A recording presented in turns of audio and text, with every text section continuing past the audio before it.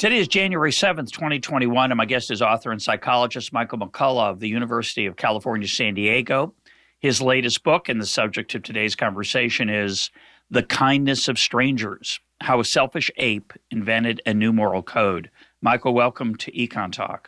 Thanks for having me, Russ. I've really been looking forward to this for a while, so thanks for having me. So the fundamental question of this book is, why do we help strangers? Why do we care about the poor when they're not related to us? And your book starts with an exploration of the evolutionary possibilities for that phenomenon. The fact that your subtitle says How a Selfish Ape Invented a New Moral Code suggests that that approach is not going to be entirely successful.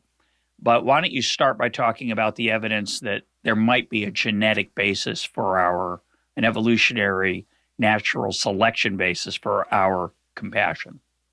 Sure. Well, one of the things that bothered even Darwin was how it is that we came to take an interest in other organisms, period.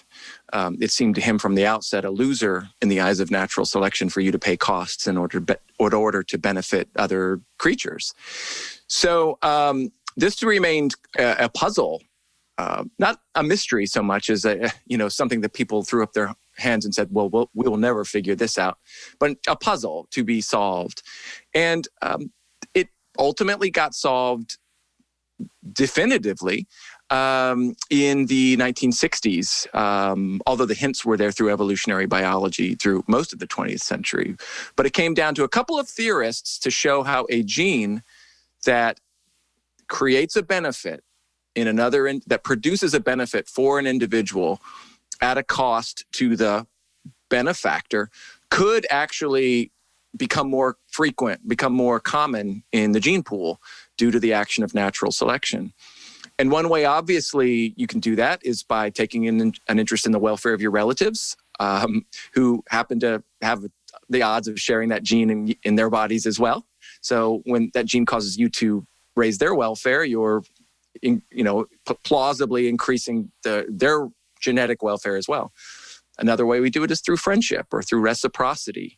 If I provide a benefit, if I sell high and buy low, then we can essentially get the gains of trade. I help you today at a relatively cheap cost to me. You get a big benefit. And the next time, then the shoe's on the other foot, you provide a benefit to me that's, sort of cheap to you to provide, but really beneficial to me. And natural selection will favor a psychology that promotes that kind of, reciprocity over time. The interesting part about those genetic explanations, and I think I don't see this discussed very much, and you may not have anything you want to say about it, but it's easy to say a gene that favors your relatives over strangers. But you have to really provide a mechanism for how that could be genetically driven. In other words, it's pretty clear that in the animal kingdom for sure, and I'm sure in the human species as well, a mother can recognize its child in all kinds of complicated ways, in ways that we can't as humans. I forget the name of it, but the movie about penguins, the animated film about penguins, mom knows they all saved us, but the mom knows which one's hers, and vice versa. The child can find its mom. The offspring can find its mom. But it seems to me that the idea that, a gene that only looks at close relatives, well, that might be hard for a gene to actually achieve. Now, you can always tell a just so story. Well, but if a gene could do it, it'd be good. Yeah, I agree. But, or a gene that said help lots of people, which doesn't work so well, as that's not so good. A gene, be generous, give away lots of stuff. Again, whether a gene could do that or not. But I think the tricky part of this is to say a gene that urges you to feel good about helping other people when they're close relatives isn't so straightforward. Do you see my point? Yeah. I never see this discussed. It's always just like there's a lot of hand waving. Like, oh yeah, sure. And it turns out genes are really complicated. Like there isn't a gene even for things like height or things that we think of as pure genetics. There's multiple genes, there's interactions. So this idea that we'd have this subtle gene that would say, oh, he's a third cousin, won't deal with that one. I don't know. It just seems like a bit of a a little too simple. Sure. And I get where you're coming from. I mean, you bring up a couple of really interesting issues. And they're really rich issues. One is the question of whether there are genes for things. Yeah. And I mean, we can all agree, I think, that genes exert causal effects on how our bodies and minds turn out. Sure. That doesn't necessarily, entail the conclusion that it's a gene for that. But we do end up, I think, inevitably playing kind of needing to play a trick on ourselves. And if we're going to talk about natural selection, we almost inevitably end up talking in this language of, agency, because genes are being selected for effects that promote the fitness. Inclusive fitness of their bearers. So we all, you could do that. You could kind of trot out, a linguistically perfect explanation that doesn't involve this concept of agency, but it's hard. It's a mouthful. So we end up kind of doing this, hand wavy. Well, this is a gene for that because we believe it evolved because of those effects. So that's one really. I think that's a really rich point you make. But you also make this point about how is a gene going to know, and back to agentic language, that it's supposed to be helping relatives. And I actually think the evidence that organisms end up being kind of picky about who they provide benefits to. I think the evidence is good for that. Actually, even in humans, I think there's plenty of psychological and physiological reasons to think we do have the capacity to be picky, and we evolved the capacity to be picky. Yeah, it's very possible. I just feel like there's a certain academic bent of that evolutionary psychology literature. It's like, let's see how far we can push this. It just seems to me to be a simpler explanation, which is really I think the way I understand your book, which is we're basically self-interested. There is some non-self-interest, certainly for our relatives and friends, our close relatives, that's biologically driven. But a lot of what drives us to be generous with our resources to strangers is cultural. Mm-hmm. It's something that we have passed on to our children, accepted from our parents, those around us, our friends. And I think without that, it's kind of hard to explain a lot of the details in the real world. But what are your thoughts?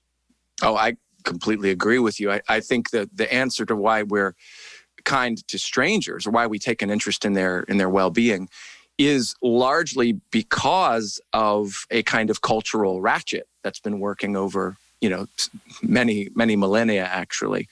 But that is interacting, these twists and turns of history are interacting with an evolved psychology that performs cognitive jobs for us. You can think of ultimately, I think a satisfying answer to any question about human behavior is going to have to invoke genetics, obviously. But maybe that's not so obvious to everyone. Invoke culture, obviously. Yeah. But we're not robots instinctually driven in every aspect of our life. Right. So, the cultural influences are enormous, but you do need a mind that's receptive to culture. You do need a mind that's receptive to conversation. That's, because not all minds in the world can do that. Human minds can do it, but, there are people who might disagree with me a little bit, but, you're not going to find a dog mind that's well-tuned for cultural learning. Transmission. Yeah. Agree. Right. So let's move to what I think is the tricky part of this, which I'm not sure is in the book, which is, I think the economist's way of writing about this is which is totally sterile, by the way. So I'm not going to defend it exactly the way I'm going to say it. But the economist's view is, well, we do things because they make us feel good. Mm. And I think that rather banal and hard to argue with argument hides a lot of what is actually going on So let's take the golden rule, which you spend a lot of time on. Do unto others as you would have done to yourself. It's also the silver rule, which you didn't mention, but it's sort of the flip side. Don't do to other people what you wouldn't want done to you. And these ethical mottos, why do we follow them in your view? You talk about them as if they're very important. They became very important in Western, certainly in Western civilization and in Eastern civilization and elsewhere. Other religious precepts came into people's minds. Why do you think they're important?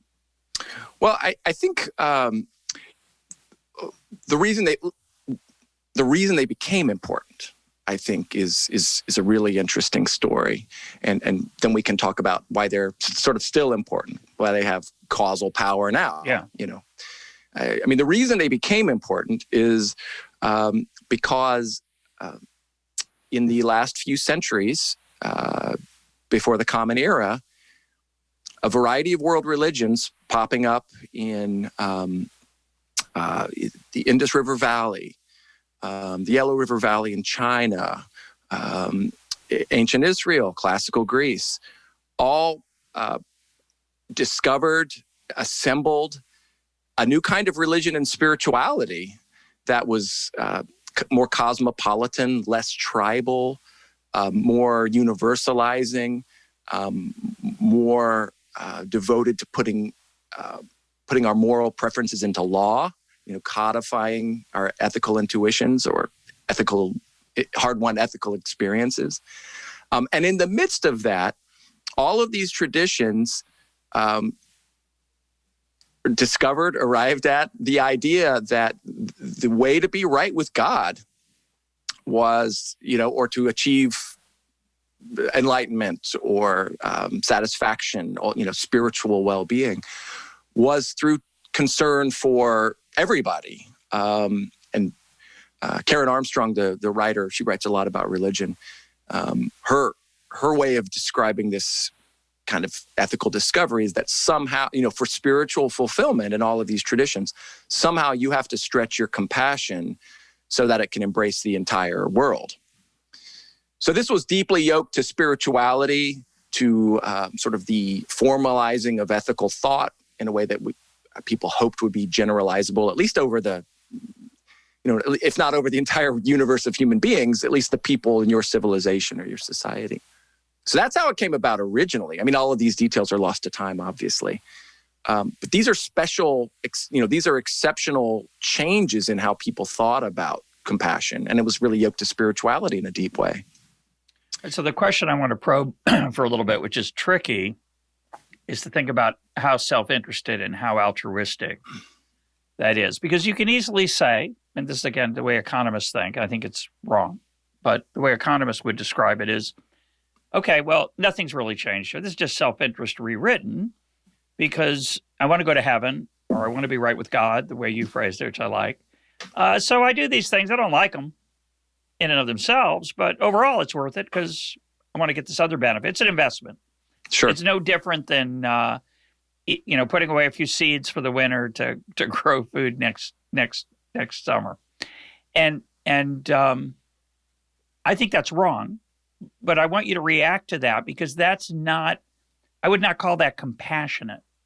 I would call that selfish, actually. And I think it misses something, which I'll get to, but I want to hear you first talk about it. What's your reaction to that? I think a lot of the justification for the acceptance, at least, honoring it in the breach, this endorsement of the golden rule does have a really self-interested basis in history. The idea that this is, as you say, this is what's going to get you into heaven, or this is what God expects, or we discovered this secret about the fulfilled life, and it involves care for other people. I think that really is deeply embedded in how people took up the golden rule. I think that's how people largely arrived at making it sensible. Was in some way they saw it as a key to doing better, being better off, even in these spiritual terms. But I do think ultimately it got some of its teeth from similarly, I think it is a self-interested motivation, but it's an interestingly different self-interested motivation, which is the desire to be consistent with one's principles. Yeah. And that's a different kind of thing. I mean, it's still very different. I mean, there's, you can be interested in one's own well-being. In principle, one could be deeply interested in a stranger's well-being. But you could help other people or have a conviction to help other people that's not driven by self-interest per se, and it's not driven by other interests, but instead it's driven by an interest in being consistent or faithful to a set of principles. And I think that's a really underappreciated moral motivation. It might be quite rare. It might be something that's hard to study in the laboratory. In fact, we've tried on a couple of occasions to study the golden rule, and it's hard to study in the laboratory. But I think I want to help hold out the possibility that some of the time we take actions in the world, not because it feels good or because, we think there are going to be all these extrinsic rewards or because we deeply care about others, although I think probably sometimes we do, but instead simply because we want to try to be faithful to some ideal that's important to us. Yeah, I think the way I would describe it is, we have a sense of self, an identity of who we are that we want to live up to. And when we violate that, it feels bad. But I think this issue of the intrinsic value or the principles of it, I think it's a little trickier because we don't always start that way. And I think as I'm somebody who I came to religion later in my life, and I don't like going to the hospital. I find it scary, like many people, I think. And when I first became a religious Jew, I learned that one of the obligations is to visit the sick. And I thought, well, I don't like that obligation. Maybe I'll skip that one. But I decided I couldn't. And I have visited many people in the hospital who I didn't want to go visit. Yeah. But that experience changed over time. Now, you could argue, well, you started to enjoy it because you thought God wanted you to, or you were supposed to get right with God. But something else happened, which is, for me, and I think this is somewhat universal among these kind of phenomena, I actually started to enjoy it. Now, I'm not the right judge of why I enjoy it. I've got a self-narrative. I've got my sense of self we just talked about. And I'm just telling the story makes you feel kind of silly. It's like, oh, listen to him bragging about he likes visiting people in the hospital, which is a whole part of this as well, right? The way I see people seeing me, which is another part of my self-identity. Yeah. But my point is that I think, I gave an example of someone coming to religion later. Children, come back to our nature-nurture discussion, it doesn't come so natural to them to share their candy. And I think the acculturation of parenting, religion, values, ethics, humanism, whatever you want to use in your family, you try to teach your children often not just to do it, but to enjoy doing it ultimately, which it doesn't start that way. Well, that's right. Yeah, there's an interesting, the trajectory of moral development and the internalization of principles is super interesting. Young children don't have the capacity to internalize principles at a really deep level. But as we age, we can, let's say by the time we're sort of to middle childhood, we can begin to understand justifications for why. We can give accounts for why certain things are good and bad. Much earlier than that, you can teach children that certain things are good and certain things are bad. And they'll get rewards, praise, blame. Praise if they do them, blame if they don't, disapproval if they don't.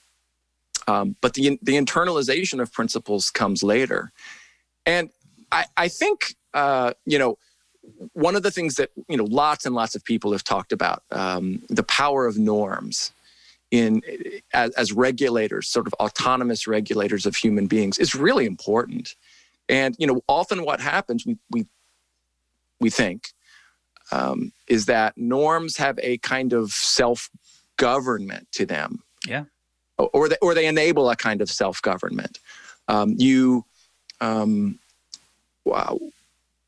What we can do is represent ideals and evaluate whether we're getting better at approaching those ideals or whether we're steering, away from them.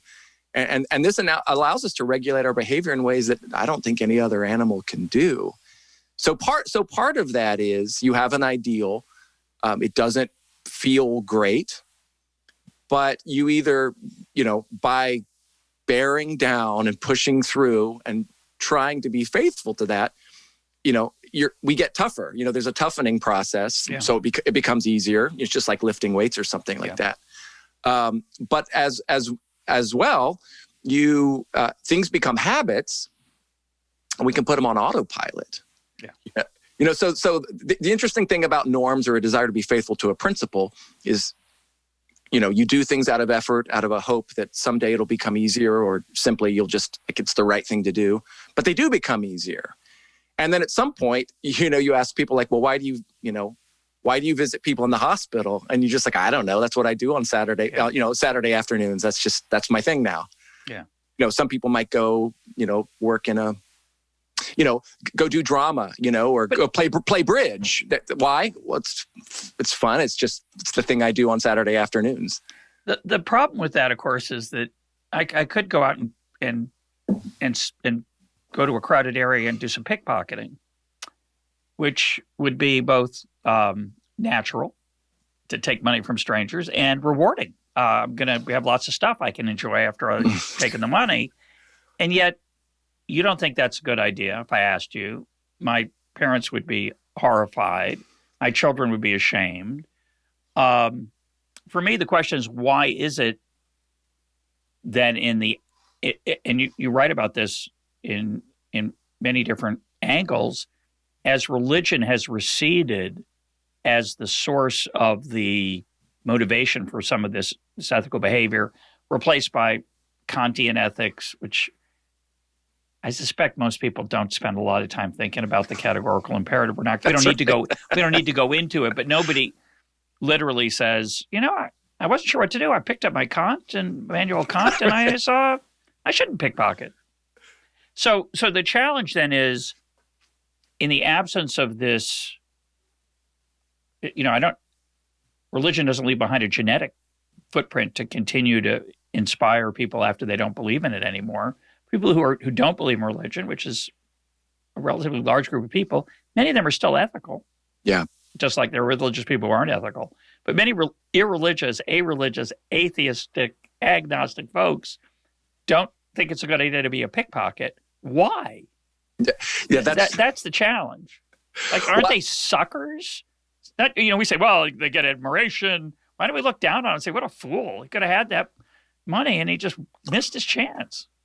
Well, I think through history, we have arrived at certain principles. Some of them have been, I like to call them ethical discoveries. I know a lot of people don't like that idea, but we discover a principle. We discover the golden rule. This would be a good thing to do. God wants it. The Lord wants it. It's good for you. And we begin to, I think, build institutions designed to make fulfilling those principles easier. Humanitarianism, would be a more modern example. What's humanitarianism? It's this idea that we try to help solely on the basis of need and nothing else. It's a universalizing sort of, instinct or inclination. You find need, you try to meet it. Doesn't matter if the person is, voted for another president than you did, or, and so on. What's the justification for that? Well, you ask historians, you ask Michael Barnett, who's done a great history of humanitarianism, and he can tell you the the entire natural history of that idea. People don't care about the natural history of that idea. They have what they find is through the actions of their parents, the moral instruction of their parents, exposure to inspiring stories, narratives of other people. They hear justifications sometimes for these imperatives. Sometimes they don't. They just hear it's right or it's wrong. But they internalize the norm, and then the behavior can become unmoored from its justification, from its ethical or religious justification. You could ask people to reconstruct, like, why do you believe, anything is right or wrong? And most people will have a hard time explaining the justification. One of the things I actually do a lot with my students is, I ask them, I think this is true. Most college students are pro-choice now on college campuses. I could be wrong about that. I think that's true. Yeah. Let's assume it is. Yeah. So I like to ask them, can you explain to me what the argument in Roe v. Wade that prevailed was, that provided a justification for that the outcome of Roe v. Wade, and none of them can, and I couldn't have either if I hadn't bothered to go study it myself. It was an argument about privacy. Yeah. It was stretch constitutionally. Yeah. It was grounded in this idea that we have a right to protection against illegal search and seizure. And that's what it got more to. I mean, if your house is private, that no matter what's going on inside of it, your body must be private as well. It's a very interesting argument, but there's nobody who can explain that to you. They just get the idea, that they develop a conviction that it's wrong for other reasons, and that's perfect. It's fine that the mind works that way. It does work that way. So we have to kind of accept it. People aren't walking around as sort of, as you say, like they're not walking around checking out their Kant. Yeah. Right. So we get these ideas. They come from certain places. They are reinforced and also supported by institutions. So ultimately we're left with habit, and we're left with the support or the encouragement or discouragement of behaviors by institutions. And I think that's where most of us are operating most of the time.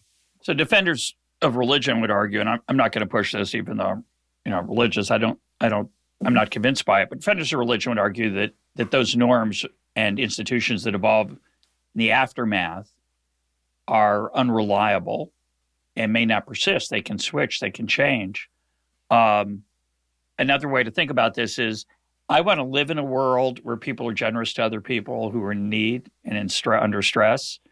But most of us would rather let other people do the heavy lifting. Right. And so why does anyone rise above their natural instinct? And so let's turn to Adam Smith, who you talk about in the book, and we've talked about a lot of the program. Smith's answer was very different. Smith's answer was, I'm not very empathetic. It's very limited. I think he calls it a weak read. For compassion's a weak read for explaining why people are so generous. I like that. To others, and he's to lean on because it's going to bend. And instead says, we care about what other people think of us, and we care about our reputation. We care what an impartial spectator would say, judging us. And you could argue that the reason parents ultimately encourage their children to be less selfish than they might naturally be is so that they'll get along well in civilized society and will be thought well of. Again, it's a different roundabout way of saying it's self-interested to be generous. What are your thoughts on that as a summary of Smith? I think it's great. Conscience is for him was, absolutely the governor of moral behavior. But it gets built on, I think, he didn't know any evolutionary biology because it didn't exist, but right. He certainly believed there was as Hume did. Smith was probably cribbing off of Hume on this point, but that we have an endowment, a cognitive, psychological endowment that does enable us to imagine the suffering and simulate the suffering of other people. It probably was something that was sort of reserved for the near and the dear, the friends and kith and kin. Yeah. But it's good cognitive science. I mean, what they're saying is, you know what it's like to feel pain. It stinks. You know what it's like to be sad, miserable, and so forth. So when you witness somebody, going through something, you make a statement to yourself in some way, like, this person seems to be crying, and then you reconstruct, well, what could be causing their crying? Well, maybe it's the lot. I know the person's wife died 2 weeks ago.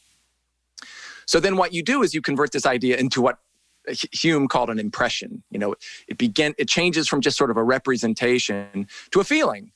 And then you say, this is how I'm feeling, or imagine I would feel. So this must be how that other person is feeling. So that's compassion, according to Hume and Smith. So I think we have these twin inheritances in certainly in the theory of moral sentiments, where we have the impartial spectator, we have conscience with the ability to act, which gives us this ability to actively self-regulate. And then we have compassion, which is sort of less controllable, and sort of embedded in their notions of right and wrong, or, what's right and wrong depends on what's good and bad for you and for other people. So it seems to me in TMS, in the theory of moral sentiments, Smith is trying to bring several of these pieces together, principle-based self-government, if you like, and also an endowment, a natural endowment for compassion and sympathy. So I think that's half right, not your view of it, but the beginning of the story, because I think it's missing an important piece, which is this. So I see you crying. I won't pick you. I see someone crying, and I know that their wife had been ill. A good part of my life, and this is nothing to be proud of, but I just want to be away from that person. Yeah, I don't want to be around him. I feel that pain. I don't like it. And Paul Bloom talks about this in his book on empathy. We talked about it in the program. Listeners should go back and listen to that conversation. But I don't like that feeling. It doesn't make me want to help you. It makes me want to run away from you. I want to think about something else. If I see you on the corner, I'm going to avoid you. If I'm a bad a normal person, not a bad person. That's just human. So I think you need the next piece, and I think Smith's explanation of this, I don't know Hume, but Smith's explanation of this is part of the story. I don't think it's the whole story. The next piece is, why do I feel good alleviating your unhappiness? Because that's not a natural response. Yeah. My natural response is to avoid you. So to get pleasure or satisfaction of some religious kind, a spiritual kind, whatever you want to call it, and for me, religion helped me with this a little bit. But meditating also helped me. Having a meditation practice. I can't explain it, by the way. It's not like I said, wouldn't it be great if I were a nicer person? But I think it's made me a nicer person. It's made me more aware of other people and given me more satisfaction from alleviating their struggles or empathizing with them and getting just pleasure from that, because I think people, and Smith talks about this, they get benefit from other people just bearing some of their ordeal, even if it doesn't literally eliminate it, that it's shared, Smith talks about. So in Smith's view, I don't do it because it feels good. I don't visit you on the corner and say, are you okay? Because it feels good. I do that because I think that's what I'm supposed to do in the circles that I swim in, and that gives me a good self-image, knowing that other people think of me that way, and it does create a habituation. But the habituation requires some kind of pleasure, reward, something, and that part is, I think, mysterious. And I would phrase it this way. Would you want to be a better person than you are now? Would you like to kind of be the mix of selfish and self-interested and compassionate? And I think it's not obvious that you'd want to be a better person. Mm. Quote, but way you and I would define better, Kantian, biblical, whatever ethical system we were referring to. Why would I want to do that? Wouldn't it be better to be a selfish? Wouldn't I be? In other words, don't I want to live in a world without a conscience? Isn't that going to be a lot more fun? Yeah. So is Smith's answer that we're sensitive to praise and praise and approbation? Okay. I mean, disapprove. Yeah, approbation and opprobrium. Yeah. Okay. Okay. so that great. Yeah. So that's his. That's kind of how he solves it. Is we're deeply social and yeah. He says we're hardwired. He talks about the author of nature, and he says, meaning God, he's in us. He didn't know genetics, but he was basically saying it's hardwired in our selves that we care about what other people think of us. And that suggests that if we can get away with something, we will. But he's saying that's that pain when you go, oh, you didn't go visit him when his wife died. I go, oh gosh, I'm a horrible person. Why wouldn't I say I could say to myself, yeah, I didn't. I got to play football. I got to watch football. You sucker. You went and visited his wife when his wife was dying. What were you thinking? Yeah. But we don't feel that way. And we have inherited, not genetically, but culturally, a view that that's just not done. Yeah. So how much I don't remember Smith spending a lot of time anywhere sort of. I mean, he had one project, which was the psychology. Does he talk anywhere about how our sort of the residue of culture ends up producing people who disapprove of your selfishness and approve of your kindness? Does he talk about where those ideas came from in Western civilization? Yeah, I didn't think so. And the reason it's important is that, in his circles, maybe that's what generated approval and disapproval. But you and I can imagine other circles where those are silly. Those are foolish. Yeah. He was talking about his circle of friends in Scotland. He's an armchair theorizer mostly, isn't that? and what we would call civilized men and women, gentlemen, gentlewomen, whatever, in his day it was gentlemen. They didn't talk too much about women, but we're talking about people who respect or disapprove of our behavior. And we choose, I would argue that the ultimate ethical choice we make in many ways is who we choose to be in our circle. Yeah. Because we're choosing the implicit judges of our behavior, and that determines what I aspire to, right? If I have friends who are rowdy thugs, I become a rowdy thug because that's what they respect. And if I have friends who are kind and thoughtful and giving, I tend to be more like that. Yeah, this is why as parents we worry about who our kids hang out with. Yeah, exactly. Because, as Judith Rich Harris talked about in her book, No Two Alike, we end up, parents have surprisingly little direct influence, through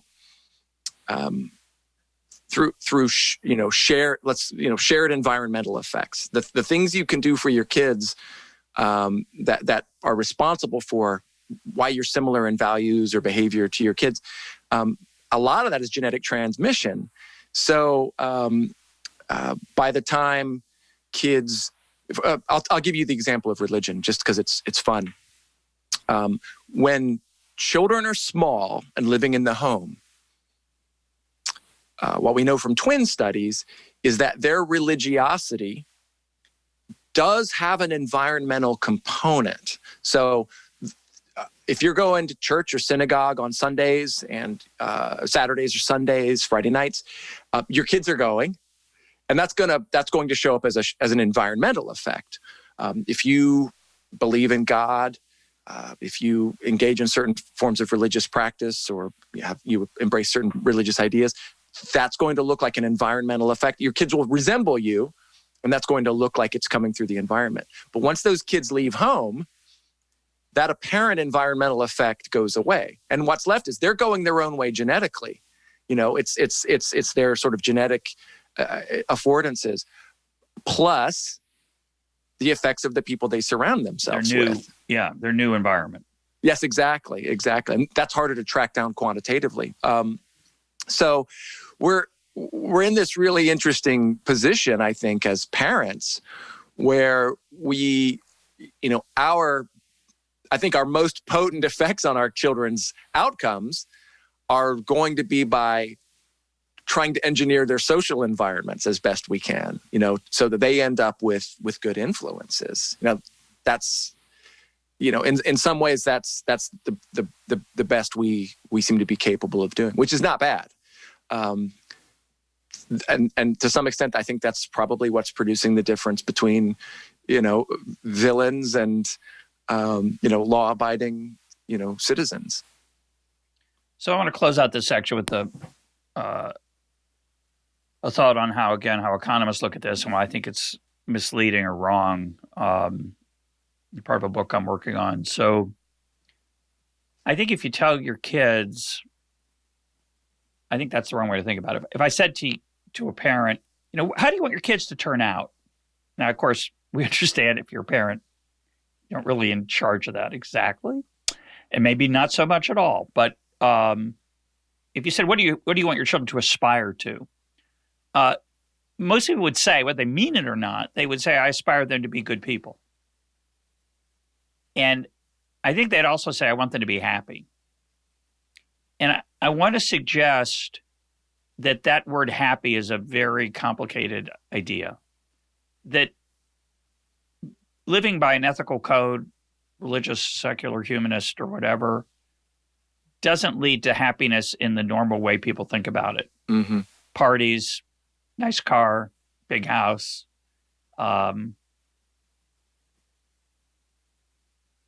pleasures. It does lead to meaning, though. And I think that's a different kind of happiness. And the economist would just wave his hands and say, oh, that's what I mean. Yeah, meaning's fine. Whatever gives you pleasure. Includes meaning. But I think when you draw your utility function, as economists do, as a function of stuff, mm-hmm. You're missing out on this subtle point, which is that meaning matters and is generated by, it cannot be generated by stuff. Mm-hmm. And you can say, that doesn't speak to me. That's fine. It may not speak to you today. But I think a lot of parents and grown-ups who are thinking about their own lives aspire to a world where what gives them pleasure is meaningful, ethical things rather than stuff. And either that could be a social norm that comes out of philosophy or religion or not sure what it is, but I think that's fundamentally what's driving a lot of these norms and institutions that you're referring to. This idea that it's honorable. Mm-hmm. And it's not just, people think a lot of you, so you should be a good person. It's tangled up in this sense of self. Yeah. Let me go back a minute from my own education. Is it true that in neoclassical economics, it's taken as sort of an article of faith that you can't know what's in people's utility functions? Oh, yeah. Okay. We brag about it. Okay. We don't know what floats your boat. We don't care. We just look at the demand curve slopes downward. Except then we start saying, and let me tell you what policies make people better off. Right. Okay. Oh, yeah. Well, how'd that leap happen? Well, because we want to be important. We can't say anything about. Anyway, I think it's problematic. But we pretend. We proudly say in the card-carrying guild that we don't know what gives people satisfaction, and it's not important. Okay. Whatever it is. So that explains how you get theorists, researchers like Ernst Fehr, for example, who want to make the case that to varying degrees, people have others' welfare in their utility functions, sure. right? So we can have this bundle of preferences that are, in some sense, hedonically self-serving or in some other way self-serving. But then we can build in a parameter that's how much you regard the welfare of other people, right? Yeah. So it seems to me like that's where you'd want to place, that's where you'd want to place a lot of the things we're talking about today. Sure. We don't know how those things get in there. How do they, where does that variance come from? I mean, in some ways, I think that's the project, right? That's the project you and I care about, is what stuff's going in there and how did it get there? I kind of like that idea. I don't know what's in there. In my own research, I'll tell you what I do think is in there a lot. And it is how other people regard you. I think this is really important and underappreciated as a moral motivation. In a lot of the work we've done in my lab, we've been trying to figure out, actually, when people share money, for example, at the dictator game, which I'm sure a lot of your listeners are familiar with. It's this experimental economics game where you're handed a bolus of money and the experimenter says, give as much as you want to this other person. There's this notional stranger out there and they're going to get whatever you send them. You could send them all of it, half of it, none of it. It's up to you. Yeah, exactly. It's up to you. And the canonical finding is people share, even when there's no prospect of a return benefit or gratitude or, anything like that. And folks like Ernst Fair, I mean, there's a variety of other people working in this space. Herb Gintis would be another one. Sam Bowles was another one. I mean, great economists want to attribute that behavior to some degree as an other regarding preference. But we've done a lot of work to try to take these games apart in my lab and figure out, how do you get people to reduce their giving in a dictator game? Or how do you, another one they are really into is we seem to punish bad guys. We seem to have a taste for punishing selfish people. Yeah. I won't bore you with the details, but we've spent a fair bit of time in my research, in my lab, trying to create experiments where we remove any possibility that others are going to know what you do. And this is beyond the norm. Don't get me wrong. Economists have done a lot of due diligence to try to remove these influences. But I've sort of devoted a big chunk of my career to really trying to remove them. So there's no way another person's going to know whether you're helpful or generous or whatever, punitive. And we find once you create a kind of hermetically sealed environment where research subjects just know deeply, are convinced deeply that no one's going to know their consequences of no one's going to become aware of whether they were generous or whether they punished the bad guy. They do it a lot less. Sometimes, but they end up not doing it at all. But there are still people who share. Yes, they're absolutely. That's the shocking part. Right. Yeah. Absolutely. Well, that's exactly right. This stuff doesn't go to zero, even when we do our best. So this, the story I want to tell during my, my day job when I'm, not trying to write books, is that we have,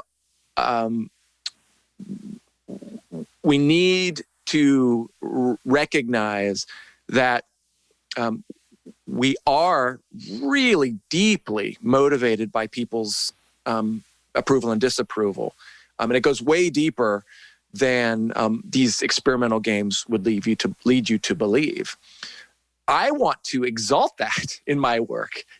I don't want to say, well, this is just stuff we shouldn't, this is just like kind of fluff that should be depressing to us, But to me, like, that's the gold.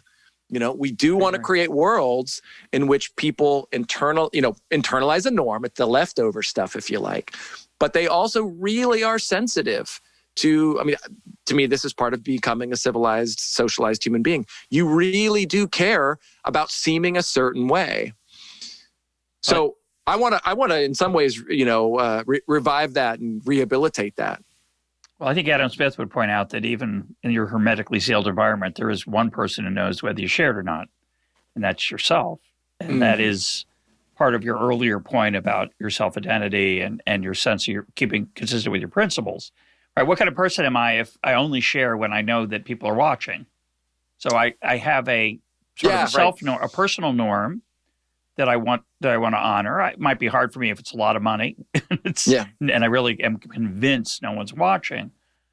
And sometimes you'll hear economists in these situations say things like, Well, people they share anyway, because that way later, if they're in the same, they can imagine if they were in that same situation, they'd want somebody to share with them. And a good economist then says, yeah, but they're not in that situation.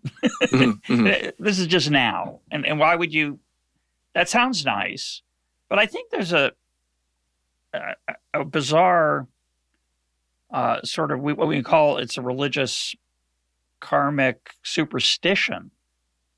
In other words, that first story I just told, that's the free rider problem. Yeah, I don't have to worry about that. I'll take it all. And when I'm in the other end, some sucker is going to give me a share because they feel guilty. Great. That's fantastic.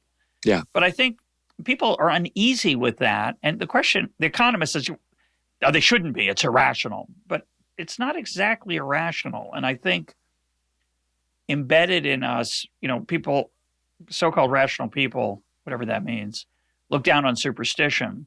But again, if you are superstitious, if you think that, if I take advantage of this guy in the dictator game, when I'm on the other end someday in life, my car broke down or I'm in trouble, what goes around comes around, or whatever it is. I mean, that's a silly statement unless you're religious. And most people don't think, and even religious people don't even necessarily believe in that. But I think it works on us in a way that it's not, quote, rational in the normal sense of the word, but it helps us self-enforce those norms that we want to self-enforce.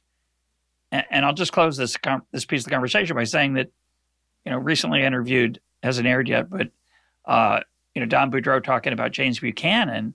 And his point was that I can aspire to what I put in my utility function.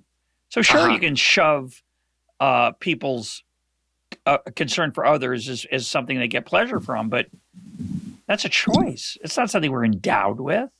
Yeah. And that's what the human enterprise is, a huge part of it's about, choosing what to put in your utility function. And I think that's just a very deep, subtle insight. Anyway, a lot of stuff there. Sorry. Yeah, no, that's great. I really love that. And he's writing about this in a book about Buchanan, or was this just a... No, this is an article of Buchanan's where he's talking about, he says man, meaning human beings want freedom so they can become the people they want to become. Oh, that's nice. Which is beautiful, right? And the economist's idea of seeing us as a util machine, a utility robot, is sterile and wrong, and strips away, I think, the part of humanity that is about aspiration and that we would call flourishing. Yeah, fully defined. Yeah, that's great. There's some wonderful psychologists who have been toiling in this vineyard for decades. It's a group that whose theorizing goes under the label self-determination theory, and there's a lot of them out there now.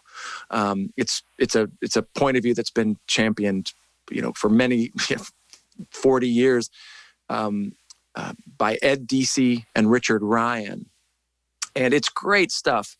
They're really trying to figure out where we get intrinsic motivation from. Yeah.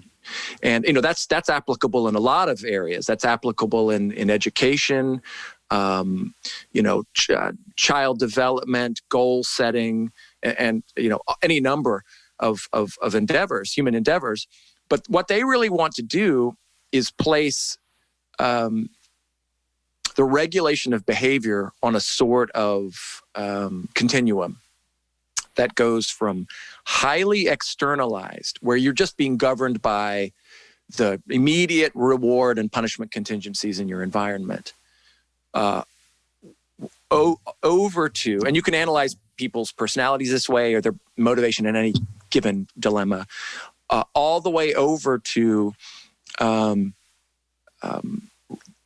behavior being regulated by internalized moral principles, or the desire, this swings back around to what we were talking about, or the desire for integrity. Mm-hmm. So there you've got behavior that's I'm doing these things even when nobody's looking, because it's important for me to be the kind of person who does these things even when nobody's looking. Yeah. So I think that's great stuff. And they're really trying to, to me, it's still a hypothesis. Are there any people hanging out, on that end of the continuum? Yeah. But that's how they want to kind of depict things. And it ends up being, what we know about it so far from, for example, from their work is you want kids in schools who are operating on that end of the continuum, who are not just responding to the, Sure. the immediate rewards and punishments from teachers. So, integrity is important, and we ought to take it more seriously as a scientific concept, I think. And I should just mention that, my first published paper in economics was putting other people's well-being in your utility function. So I understand that as a technique. I just think most economists have trouble doing that in an artful and fully meaningful way. And I mean, I didn't then, for sure. I had an incredibly sterile model of charitable giving in that work. Was this an analytic model? Yeah. Trying to explain why I was looking at the trade-off between government spending on charity and spending by private charities. And I came to the conclusion that you mentioned in the book, which is most things we call charity in the United States aren't charity. Yeah, right. They're not aid to the poor. And my argument in that book was that, in that article, was that the government's chosen a level of aid to the poor that makes it not rewarding of people to do because they've already chosen a very high level. And so we give our charitable giving to so-called charitable giving to education, religion, which is about half, which is pretty and there's some charity within religious giving, but it's not so much. And the part that we do to help poor people is to help poor people who aren't helped by government, soup kitchens and other for people who are homeless, who can't get a check in the mail and so on. But I just want to, for listeners out there, I'm very aware that there are ways that we can salvage utility theory by putting stuff in there. I just think the way it comes out at the undergraduate level and at most graduate levels is just, no, it's stuff. Stuff's what people care about. Income. And that's just, I think that's just wrong. Interesting. Yeah, right. I want to close by talking about, I'm going to summarize what I see as the last part of your book, which is that the amount of humanitarian aid has grown tremendously over time, certainly compared to, say, 1500, that there's a lot of resources devoted to helping people other than ourselves through governments, through private charities, and so on. And I was surprised you didn't talk about how futile most of that is.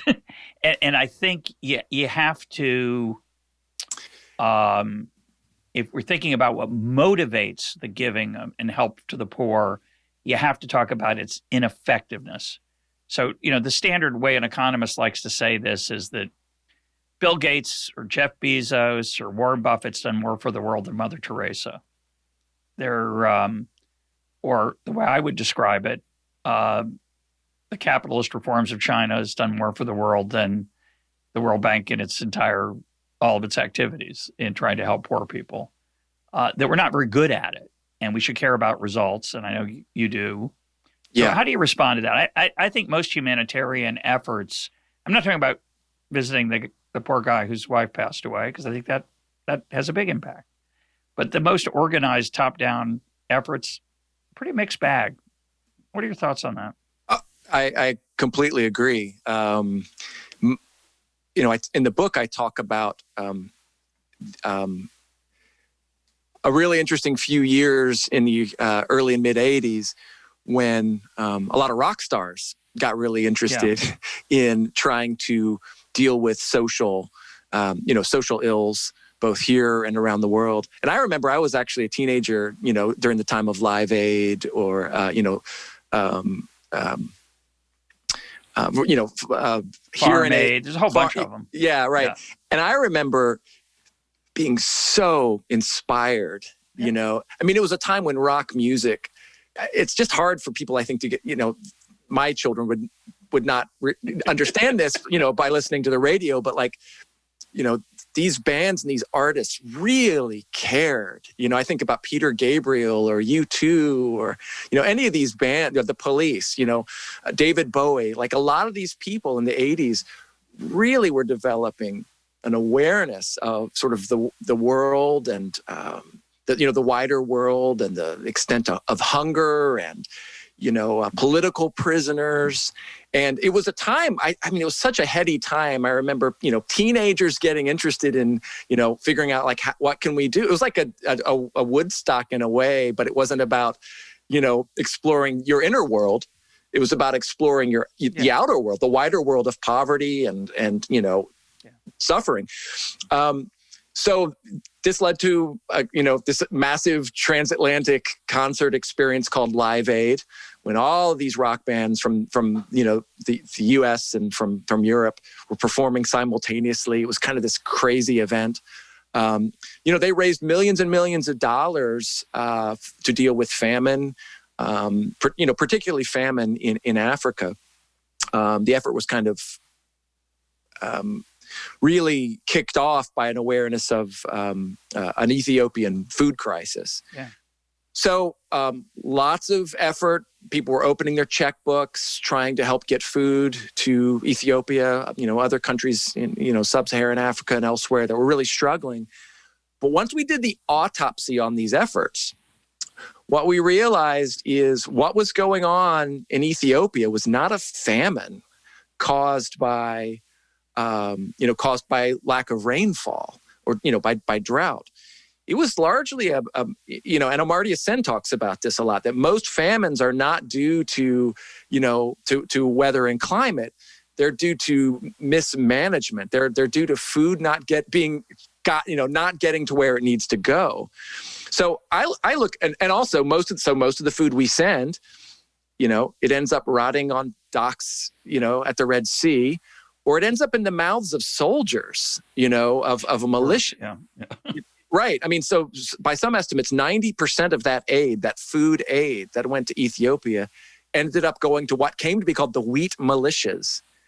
These were militias that were being paid in, either in the grain we were sending over there or the grain that, the money that they made by selling it on the black market. So I'm with you, Russ. I mean, it is really, to me, that's a very sobering lesson in how hard it is to do good, because we often have such poor information about what's going on the ground. It's so aid has the potential to be very inefficient. We just often don't have the information to do it well. And we are often, this is not going to come as any surprise to you, but we often can't see the indirect effects, Yeah, I've been picking on economists throughout this hour, but that's one thing we're pretty good at. Yeah, exactly. Worrying about that. Whether we don't know exactly what it is, but we're sensitized. I think one of the advantages of economic education is it sensitizes you to unintended consequences, and so that's good. Absolutely. So there's no doubt that we've spent a lot of money that didn't have impact. And this led to a period in the late 90s when individuals and countries really kind of had to develop the kind of compassion fatigue. Are we just dumping money into a black hole where it's not, helping anybody, not making the world a better place, not encouraging development? So this led to the Millennium Development Goals. At the end of the 20th century, when the United Nations tried to get serious about really making a big push of cash. They spent a lot of money, not nearly as much as they expected. And a lot of people wondered whether that was a failure, whether the Millennium, all of the money that was raised in pursuit of these 8 or so Millennium Development Goals about developing in the, encouraging development in the global South, did anything. It actually looks like, by the best counterfactual models you can draw, given the data we have, that they did do some good. They reduced maternal death and neonatal death. There were many, perhaps 500 million people raised above the poverty line, extreme poverty line of like $1.95 a day. So it's hard to evaluate, but very difficult to evaluate, that's the other thing is, the information is not always great and the evaluation is very problematic as well. It's hard to know how to draw up the counterfactuals. Yeah. So you look at I look at the research and in a chapter of The Kindness of Strangers called the Second Humanitarian Big Bang. The Second Poverty Enlightenment, which is how I describe these last few decades of the 20th century. We did try to start getting good at measuring, and figuring out what works and what doesn't work. But it's really hard. And you fast forward to where we are now, and the UN has come up with the Sustainable Development Goals, and that is I think there's like 167 objectives in this list of sustainable development goals.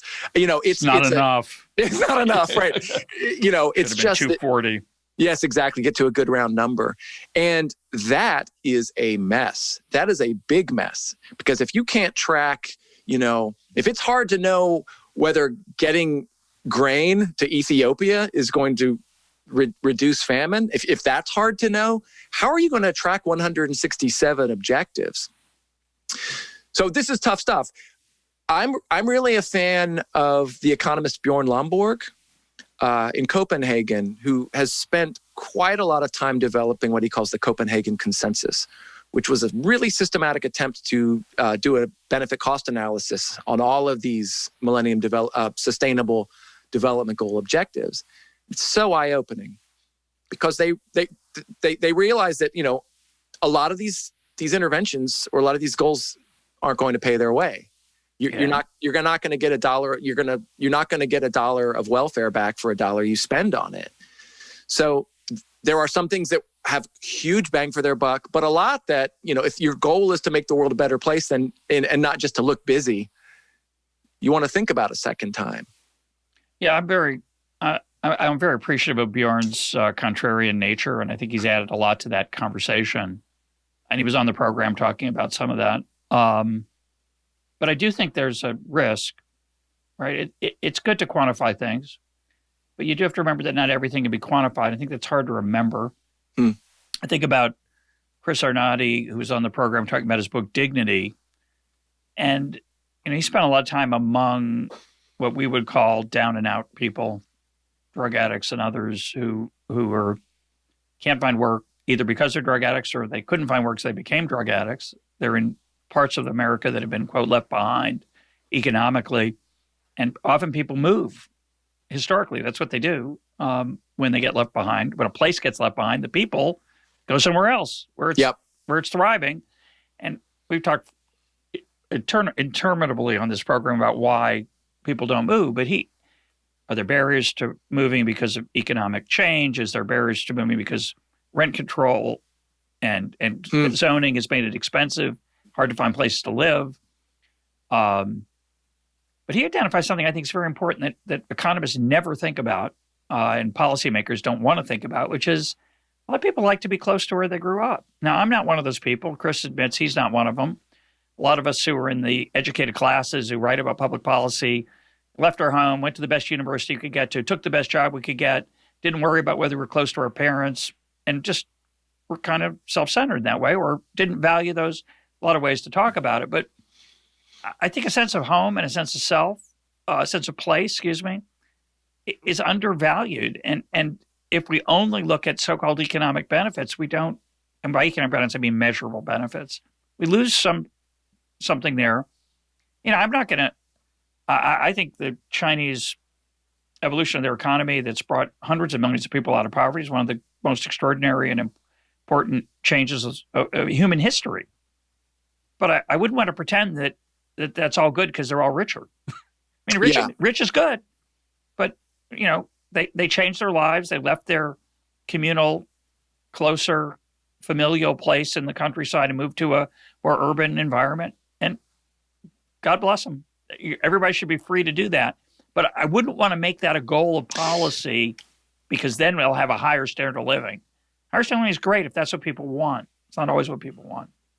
Yeah, I've been thinking about that a lot actually myself, and it does seem like you guys, and gals, assume that the way you get a market that works well is if people can take their stuff to where it's valued. Yeah.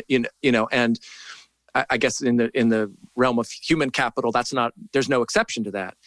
People it's going to be through the free flow of human capital that you also realize that value, right? Yeah.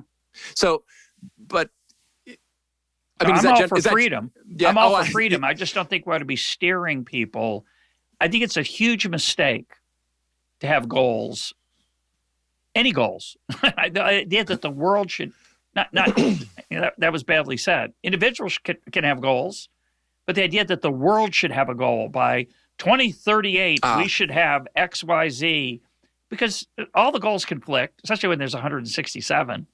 Yeah. And then you got no way to trade off against them. And so political mechanisms don't do that well. Even individuals struggle to do it sometimes. I don't know. Yeah. I'm just making the general point that I think the natural urge to make this quote scientific is got issues that I think are often forgotten. What do you think about the notion of freedom? I'm sure you've thought about this a lot, but what do you think about the notion that of freedom as capabilities? You know, the way you build freedom or liberty within individuals is just to increase the range of things they are capable of doing. Like, does that work for you? Well, you know, I think Martha Nussbaum was on the program talking about that it was a while back, and in the abstract, it's a great idea. Obviously, you know, we can think about freedom as a lack of restraint, but obviously the more capabilities you have, the more options you have, the more choice you have, and that's a part of the human experience.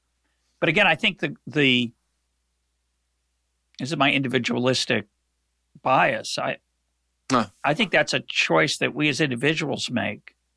The idea that we should make it for people, that we should have a goal of expanding capabilities, that we should have training programs, just to pick the most narrow definition of capability. I mean, I want my kids I want them to appreciate classical music and ballet and art and poetry and the American musical and a great novel. And those all take work, by the way. They're not just easy. They're not like candy.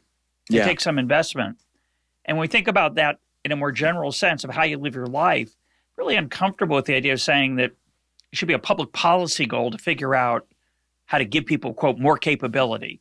Okay, or to give people more freedom to choose those capabilities. So certainly I don't want to give them a lousy education through a school system that's inadequate. I do think there are policy implications of the claim, but I think there's a tendency, if we're not careful, to make it a more of an engineering problem, which I think we should stay away from. I respect that, and I think I agree that there's a hazard there, almost all the time.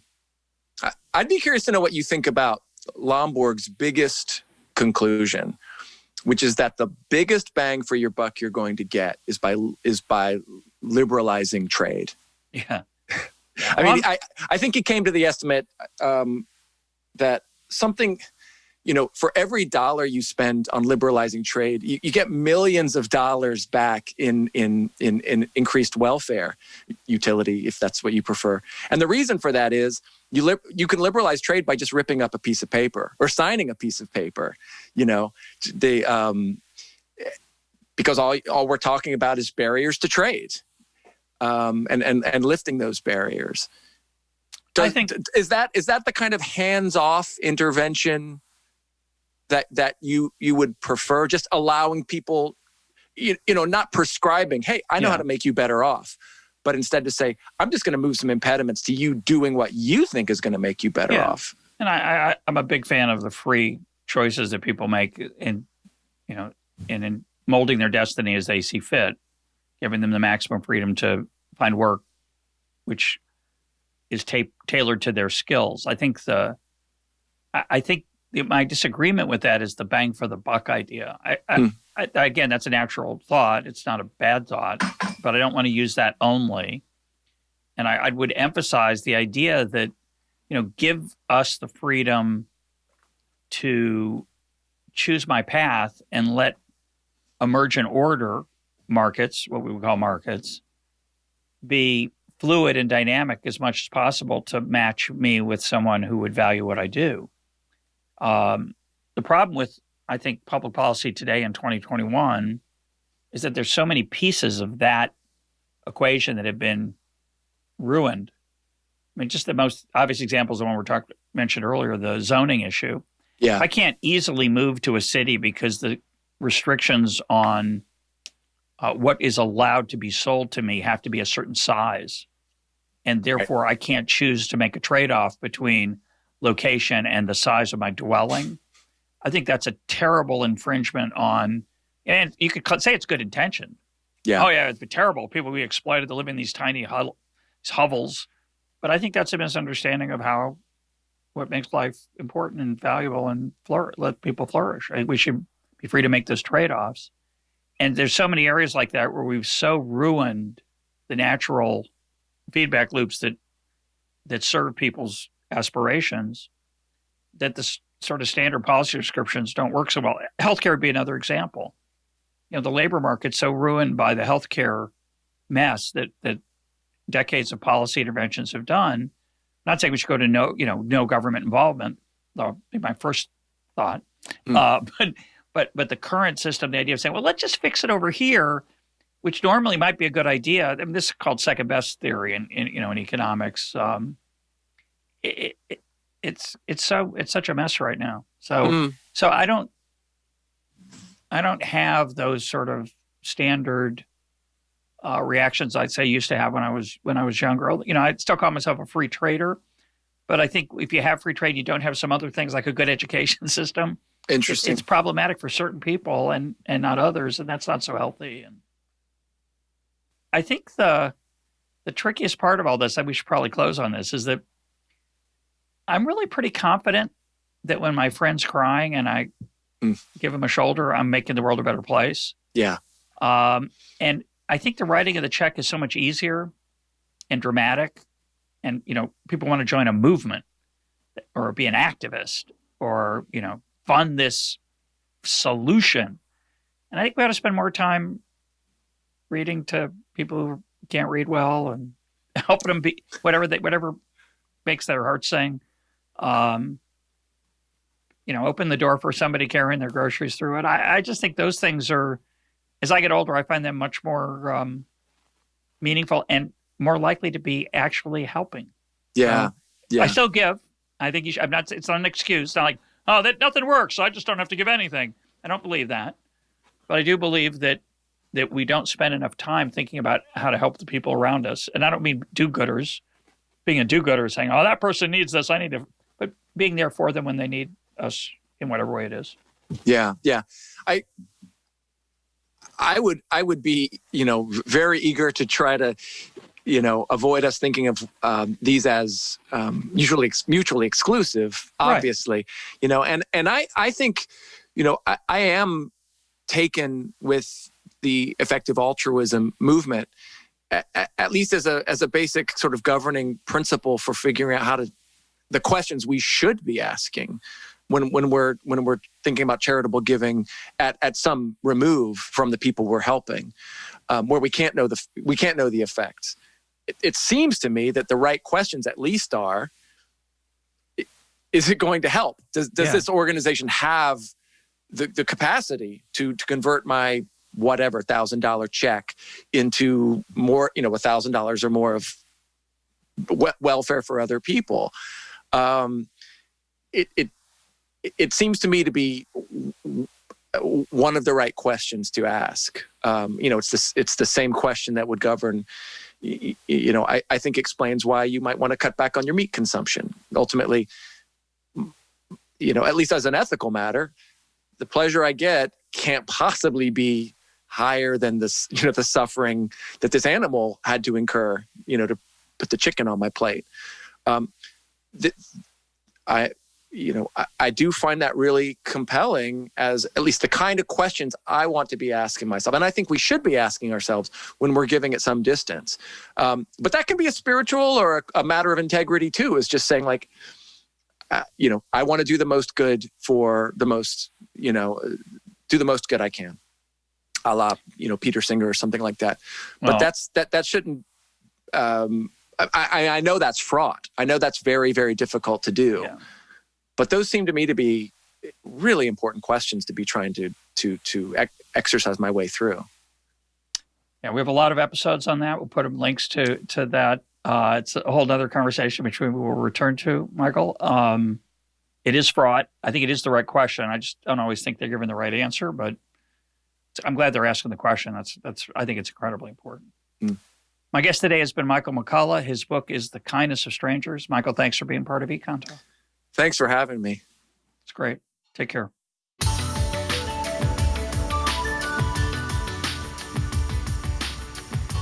This is Econtalk, part of the Library of Economics and Liberty. For more Econtalk, go to econtalk.org, where you can also comment on today's podcast and find links and readings related to today's conversation.